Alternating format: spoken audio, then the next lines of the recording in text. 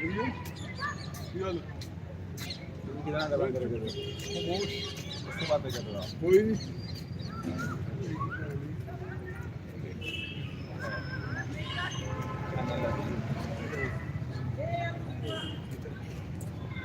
मेरी पुत्री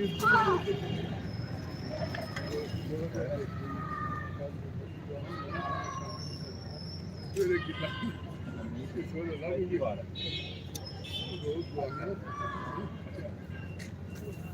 चले नहीं लगा भाई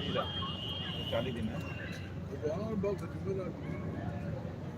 और मैं सेल नहीं लगा मेरे सब पानी गया वैसे पीठ से ही लगे